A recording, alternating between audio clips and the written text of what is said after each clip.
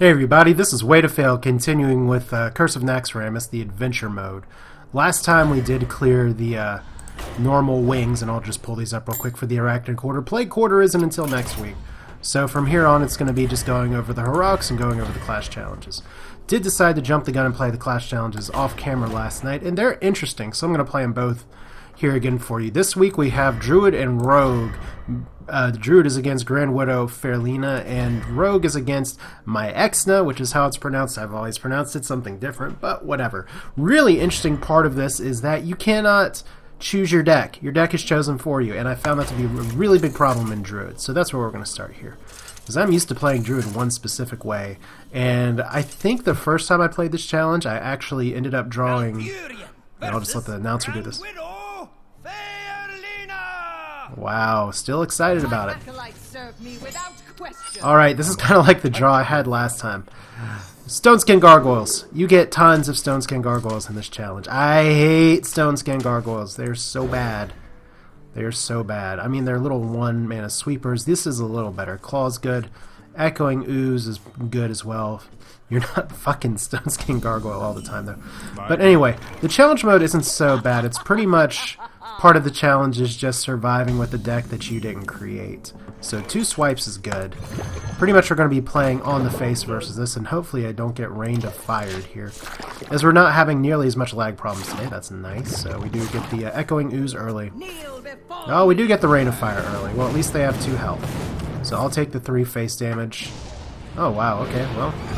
That's one way to remove a unit. So 8 some removal there. Gonna actually... Power of the Wild, it's not always awful to play it as just the 3-2 Panther, but I'm going to save it for a turn 4 to possibly buff these 2 tokens. We'll see. I have some good swipe plays. There we go. Now this is an interesting ability because apparently on heroic mode this is a permanent buff. So that can get pretty nasty here. So Nerubian Egg. Can't talk about really good turn for me here, because now we can just buff up all of these units. Like so, and do I go for board control here? I think I do because I have this, or I think I don't because I have the swipe. So we'll see. She may play something with charge and screw me. There we go. Are you really going to kill the ooze here? I guess so. Coin as well. Mistakes were made. Alright. And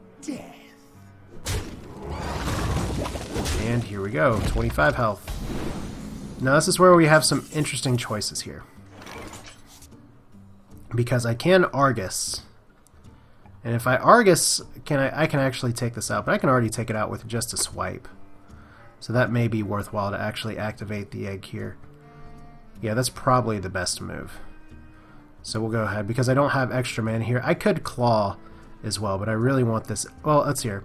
It looks like it is probably going to be, because if I want to activate the egg, I'm going to have to run it into this. And that'll destroy the unit that's next to there, so the swipe will kill that. So, is this the time to activate the egg, or is it just the time to swipe Claw? I figure I may as well get the 4-4 while I can. But maybe not. Maybe I can just have the egg stewing right here for now. I don't know. Some people will say play the Nerubian Egg as getting out the 4-4 as fast as possible. Now she has a Nerubian Egg, and I don't have a way to silence it. And she has used 1 Enrage. She may have more. So that is a swipe to turn if I've ever seen one. Defender of Argus is good here.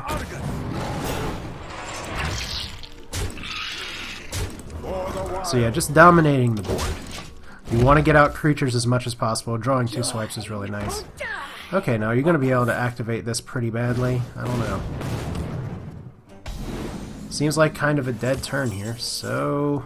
Haunted Creeper, love this card. Such a good card. Well, let's go ahead and get our 4-4 out. And let's go ahead and turn it into a 4-5. And this as well. I have a ton on the board, and now because I've cleared my hand, Rain of Fire is not nearly as good. And that's kind of what you gotta do here. This is not the heroic mode, this is just the normal mode. So, once you get over the fact that you may or may not get... Oh wow, 1 fire damage. That's it. So we're gonna say oops to the AI, because that's fun. Let's go ahead and BM here. But yeah, that's this challenge mode. It's really not that bad as long as you can clear your hand and not get a handful of Stone Skin Gargoyles. But yay! Arguses are good, taunting's good. She's... As long as you don't let her get a bunch of creatures on the board, it's not so bad. But you want to take advantage of the unit that actually destroys next to it. Pay attention to opportunities for that. So that's that one. That's not bad. I will say I did die the first time just because I really overestimated the strength of the deck they'd give you. But if you just go for face early and often and try a little bit of control, it's good. Now, Valera Sanguinar versus Naxxramas. This one is a... this one I did one shot as well, and it's not so bad here, but... Practicing Evil Laugh. They used to have some more colorful words for her. Or no, that wouldn't be for Naxxramas. Alright, so we get some fun cards here, and of course, don't get the coin. Enubar Ambusher, pretty good. This is actually a decent opening hand, but I'm going to ditch these cards. I like the SI Agent, but I want to see if I can get some better things to activate at the turn of. Murloc Tidecaller, I am going to be living with regrets here for a while. Okay, well... Her poison will make your death... No, I could always get the Ringleader ready, but I think it's probably... I might as well. If I have other Murlocs in here, it's going to be hilarious, but for now, this may just draw some removal, some attention, or just be able to do 1 damage at a time. Alright, so we're just going to dagger up. Go for the face. Because I can activate the Ringleader, get some more out here. So what are we going to do with the coin? Are you actually going to return this? Nope. Stone Skin Gargoyle, which is, I do not consider these a threat. Really. So Argus is pretty good here. Yeah, probably am just going to go ahead and save the SI Agent for a little bit. I could actually drop it on the board. But I feel like getting more things is better. So it's combo. Yeah, beat it. Beat it. So just being able to dominate the board here is going to be really useful, especially since I will be able to Argus here. Probably should have put this on the left. Alex Straza as well can be useful in this matchup, especially if she keeps webbing your units, but that does not appear to be happening here at all. The reason I'm going for Argus though is because this lets me build up everything. I can actually clear the board here. And I think that's what I'll do. It does put some of these down to 1 health, but I'll give it a shot. I don't have anything that'll die. You eliminate me. Here we go. And save the damage for the next turn. See, you just want to get total board dominance. Emperor Cobra is not bad at all. Really surprised does not use this ability yet, but let's see here. 5 mana. So we can actually kill this by comboing. This guy's toast. And once again, if you can get just massive board advantage, you'll be able to take control of this game without really much issue. In fact, I can probably beat this before even getting to... Oh, thank you for sending the SI Agent back. Alright, so Necrotic Poison is a ability that Naxxramas has. But I'm just going to play... As much as I want to stay on curve and play the Gnomish Inventor, I can play Lotheb, and that will be, first off, just kind of nice, because it's a nice legendary, and I do have cards down to protect it. I don't really need the card draw at this point, so I'll just go ahead and play this. Because I can play that next turn for 7. So that is going to be a nice battle cry. All spells for the enemy cost 5 more. I got this. And once again, just board dominance. These challenge modes are not so bad. If you can just keep clearing the board, keep clearing the board. Really? Okay, send him back. And the nice thing is that 3 mana cost really slows down the web wrap. On Heroic, it's a lot easier to activate, so that's what we'll do here. We'll just actually go ahead, Gnomish Inventor, see what else we can get. And can I actually start going for face here pretty reliably? So that's 2, 4, 6... Yeah, I think I'm just going to go ahead and go for face, because that's, if I kill that, it's going to do 2 damage instead of 1. I got this. So that's actually not very good for me to trade into that if I don't have a dagger equipped, which I don't, because I'm an irresponsible rogue player. Alright, so what else do you take away? Gnomish Inventor, so thank you for letting me card draw again. And I get an Ambusher there as well. This deck you actually get saps, and the last time I played I won this by just sapping my opponent, but this time I don't really have to do anything, of course, I'm going to anyway, just to go through the motions here. But yeah, both of these first two challenge runs are really just get board control, keep board control. They're not bad. They're not bad at all.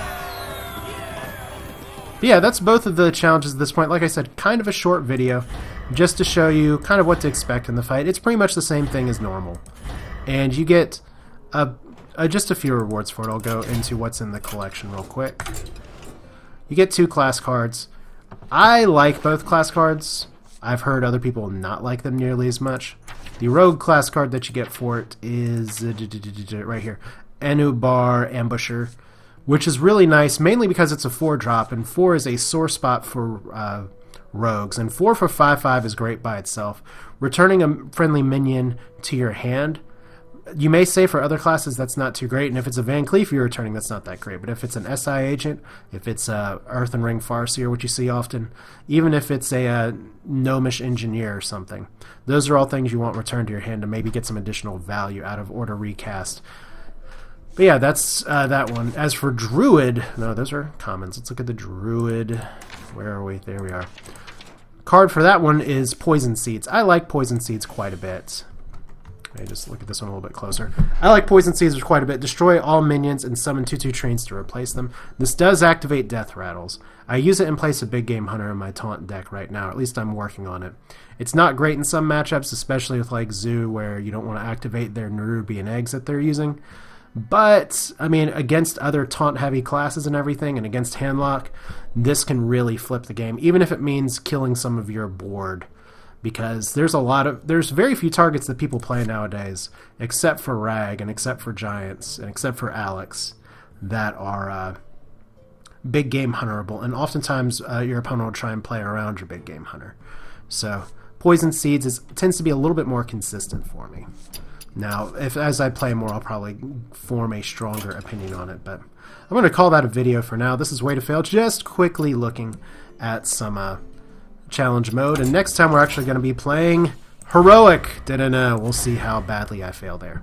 Hope you enjoy it. That's it for now. See you next time.